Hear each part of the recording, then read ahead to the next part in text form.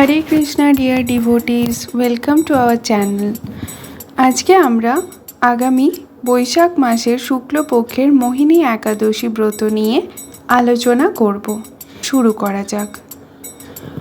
মহারাজ যুধিষ্ঠির বললেন, হে জনার্দন, বৈশাখ শুক্লপক্ষিয়া একাদশীর কি নাম, কি ফল, কি বিধি, এই সকল আমার নিকট বর্ণনা করুন।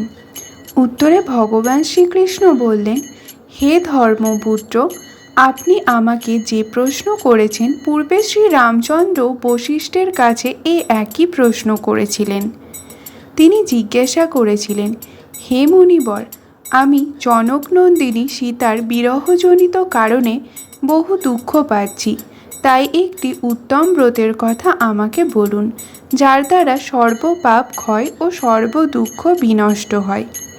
এই কথা শুনে বশিষ্ঠদেব বললেন, হে রামচন্দ্র, তুমি উত্তম প্রশ্ন করেছ। যদিও তোমার নাম গ্রহণে মানুষ পবিত্র হয়ে থাকে, তবুও লোকের মঙ্গলের জন্য তোমার কাছে সর্বশ্রেষ্ঠ ও পরম পবিত্র একটি ব্রতের কথা বলছি। বৈশাখ মাসে শুক্লপক্ষিয়া একাদশী মোহিনী নামে প্রসিদ্ধা। এই ব্রতর প্রভাবে মানুষের সকল পাপ, দুঃখ ও মোহজাল অচিরেও বিনষ্ট হয়। তাই মানুষের উচিত সকল পাপ ক্ষয়কারী ও সর্বদুঃখ বিনাশিনী এই একাদশী ব্রত পালন করা। একাগ্র চিত্তে তুমি তার মহিমা শ্রবণ করো। এই কথা শ্রবণ মাত্রই সমস্ত পাপ বিনষ্ট হয়। পবিত্র সরস্বতী নদীর তীরে ভদ্রাবতী নামে এক সুশোভনা নগরী ছিল। চন্দ্রবংশজাত ধৃতিমান নামে এক রাজা সেখানে রাজত্ব করতেন। সেই নগরীতেই ধনপাল নামে এক বৈশ্য বাস করতেন। তিনি ছিলেন পুণ্যকর্মা ও সমৃদ্ধশালী ব্যক্তি। তিনি নলকূপ, জলাশয়, উদ্যান, মঠ ও গৃহ ইত্যাদি নির্মাণ করে দিতেন। তিনি ছিলেন বিষ্ণু ভক্তিপরায়ণ ও শান্ত প্রকৃতির মানুষ। তার 5 জন পুত্র ছিল: সুমনা, দ্যুতিমান, মেধাবী, সুকৃতি ও দৃষ্টবুদ্ধি। পঞ্চম পুত্র দৃষ্টবুদ্ধি ছিলেন অতি দুরাচারী। সে সর্বদা পাপ কার্যে লিপ্ত থাকত। পরস্ত্রী সঙ্গ, বেশ্যাসক্ত, লম্পট ও দ্রুতক্রীড়ার প্রভৃতি পাপে সে অত্যন্ত আসক্ত ছিল। দেবতা, ব্রাহ্মণ ও পিতামাতার সেবায় তার একেবারেই মতি ছিল না।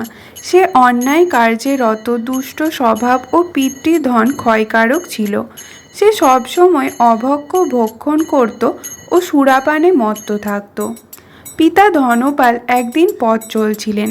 হঠাৎ তিনি দেখতে পেলেন দৃষ্টবুদ্ধি এক বেশ্যার গলায় হাত রেখে নিঃসংকোচে ঘুরে বেড়াচ্ছে।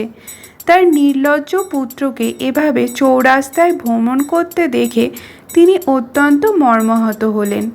এই কুস্বভাব দর্শনে ক্রুদ্ধ হয়ে তিনি তাকে গৃহ থেকে বার করে দিলেন। তার আত্মীয় স্বজনও তাকে পরিত্যাগ করল। সে তখন নিজের অলঙ্কারাদি বিক্রি করে জীবন অতিবাহিত করত। কিছুদিন এইভাবে চলার পর অর্থাভাব দেখা দিল। ধনহীন দেখে সেই বেশ্যাগণও তাকে পরিত্যাগ করল। অন্নহীন, বস্ত্রহীন দৃষ্টবুদ্ধি ক্ষুধা তৃষ্ণায় অত্যন্ত কাতর হয়ে পড়ল। অবশেষে নিজের গ্রামে সে চুরি করতে শুরু করল। একদিন রাজপ্রহরী তাকে ধরে বন্দি করল, কিন্তু পিতার সম্মানার্থে তাকে মুক্ত করে দিল। এভাবে বার কয়েক সে ধরা পড়ল ও ছাড়া পেল, কিন্তু তবুও সে চুরি করা বন্ধ করল না। তখন রাজা তাকে কারাগারে বন্ধ করে দিলেন। বিচারে সে কষাঘাত দণ্ডভোগ করল।